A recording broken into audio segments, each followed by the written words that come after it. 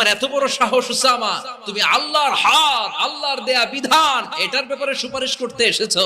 তোমরা কি জানো তোমাদের আগে যত কওম, যত গোত্র, যত জনপদ ধ্বংস হয়েছে তার কারণ ছিল তাদের মধ্যে গরিবরা অন্যায় করলে তারা বিচার করত, আর ধনীরা অন্যায় করলে তারা মাফ করে দিত। খবরদার!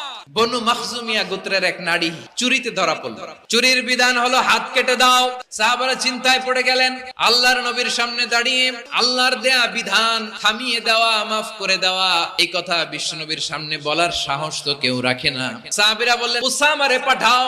উসামারে বিশ্বনবী নাতির মতো স্নেহ করে, মায়া করে, ভালোবাসে। তরুণ সাহাবী বিশ্বনবীর কাছে গেলেন, যে বললেন, নবী, বনু মাখজুমিয়া গোত্রের এক নারী চুরিতে ধরা পড়েছে, এবারের জন্য কি এই মহিলাটারে মাফ করে দিলে হয় না? বিশ্বনবী বললেন, ওরে ওসামা, আমার কলিজার টুকরা, নয়নের পুটুলি ফাতেমাও যদি মক্কার জমিনে আজকে চুরির দায়ে ধরা পড়তো, আমি বিশ্বনবী